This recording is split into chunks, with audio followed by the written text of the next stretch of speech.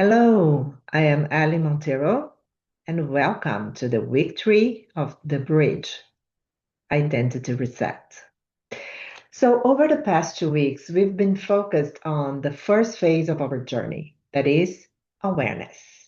Together, we explored the mirror moment, we talked about patterns behind your approval blueprint, and you reflected, journaled, practiced mindfulness and began noticing the ways you've been moving through life, sometimes consciously, but most of the time on autopilot.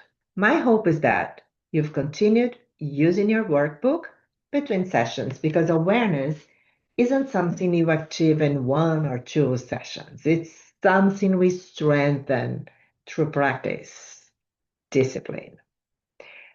But awareness alone doesn't create transformation. And that is why these 8 reflows that sustains the bridge is the key of our methodology. So awareness, alignment, and action.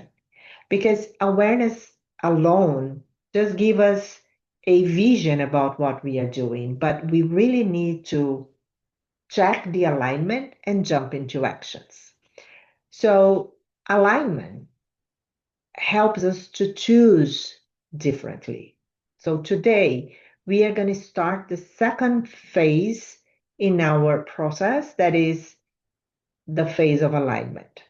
So over the next 3 weeks, we'll reconnect you with your internal foundations that allow you to lead your life and maybe review your leadership style from a place of intention and authenticity instead of reaction.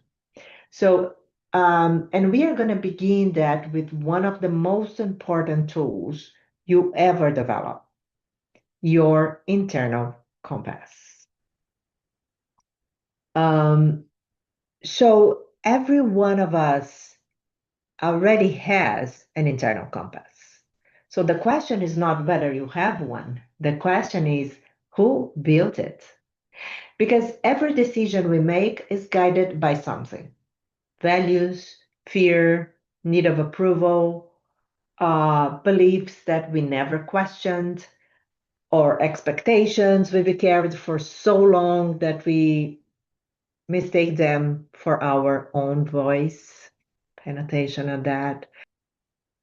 So today's class is about slowing down long enough to ask, what is truly guiding my decisions today? Because once you know what is guiding you, you can begin choosing differently. So last week, for example, we explored the approval blueprint. We looked at how many of our behaviors were developed for very good reasons. But over time, those same patterns can begin leading our lives. So that's why real change requires more than motivation. It requires a new reference point for decision making. Your internal compass is built on 3 essential elements that you are seeing in the slide: your values, your beliefs, and your boundaries. And those 3 work together. When they are aligned, your decisions become more clear, your confidence grows, your leadership becomes more authentic. But when they are disconnected, you experience internal conflict, even if everything appears successful from the outside. So, through this week, we are going to begin rebuilding that compass together.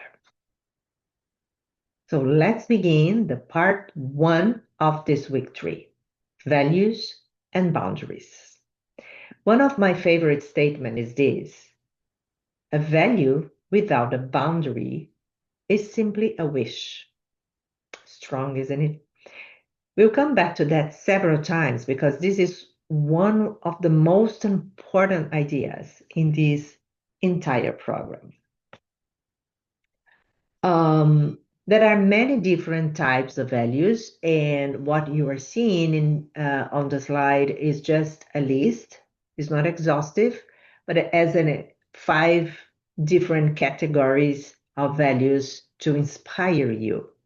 But this isn't a right or wrong list. It's not about right or wrong list of values. The purpose isn't to choose the best values. The purpose is to discover your values. So, many people believe that values are fixed. So, I don't believe in it. And I am a life proof that I had to edit my values in different stages of my life. So, values evolve because we evolve. So, as we move through different seasons of life, what matters most naturally changes. Sometimes life changes us gradually. Major life experiences often invite us to rethink what truly matters. It might be becoming a parent, or moving to another country, or facing a divorce, or a serious illness, a trauma or burnout in work, losing someone you love, or perhaps nothing dramatic happened at all. It's just a matter of aging and reflecting. And then you will start looking at the life you build no longer reflects the woman you're becoming. And that voice truly matters. And that's why you're here with us. There's another discussion that I'd like you to consider when we talk about values. Some values, we didn't choose them consciously. Instead, we inherited them. So, for example, work hard, be responsible, don't disappoint people, keep the peace, put others first, earn your place. None of these values are inherently wrong. In fact, many of them, many of those values helped us build successful careers. Let's be thankful for that. And they help us to survive to many difficult seasons. They helped us to belong. But here's a question. Do they still fit the woman you're becoming? I am becoming. Notice, I am not asking whether they are good or bad. That's not a question here. The correct question is if those values are still yours. That's the powerful question. Because the values that helped you to build a successful life are not always the values that will help you to build a fulfilling one or a next chapter for you. And there is another important idea that I want to bring to you. Most people can create a beautiful list of values, but a list is cognitive. Values are behavioral. A value isn't something you admire. A value is something you consistently protect. So your real values reveal themselves when life becomes difficult, when time is limited, when everyone needs something from you, when the expectations are high, when saying yes would be easier than saying no. Those moments expose what truly drives your decisions. Not to judge yourself, simply to increase awareness. Because awareness always comes before alignment. And that's a point that I want to make here. It doesn't mean that because we had 2 weeks of awareness, that we are not going to touch awareness again. So we use that separation, awareness, alignment, and action for the sake of creating a visual of the program. But actually, in each session, we are kind of going through those three pieces all together. So, for example, um, you may say that family is your highest value, but every difficult decision consistently favors work. That doesn't mean family isn't important. It simply means that today, success may be the value receiving your protection. Again, no judgment, just awareness. And awareness creates choice. Um, and the choice naturally brings us to the boundaries.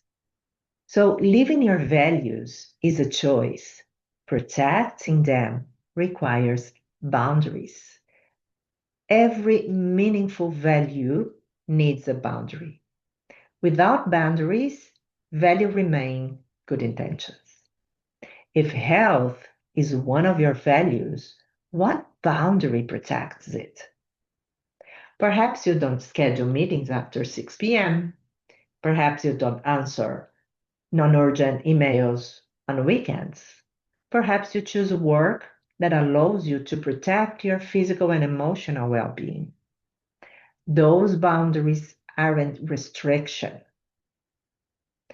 They are acts of alignment. And that's when action becomes important as well and forms this three sides uh, or three pillars that sustain your transformation. So let's look at another example. Suppose honesty is one of your core values. I won't pretend to agree in the meeting, only to disagree afterward in the hallway. Honesty doesn't require aggression or confrontation. Honesty requires courage. You can disagree respectfully. You can speak with elegance. We can offer another perspective while maintaining trust and respect. Sometimes the final decision won't be the one you supported, and that's okay.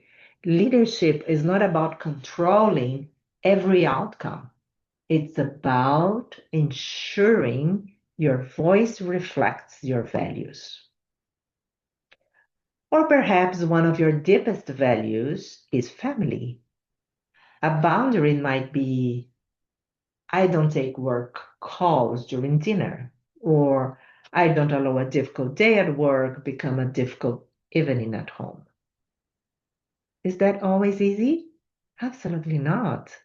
It requires intention, practice. But every time you honor that boundary, you are reinforcing the life you're choosing to build. As you complete this week's workbook, I want to invite you into a different kind of a reflection. Don't simply identify your values. Ask yourself which of these values truly belong to me today? Which ones have I inherited? Which ones I am genuinely protecting? And where are my missing boundaries costing me the life I want to create?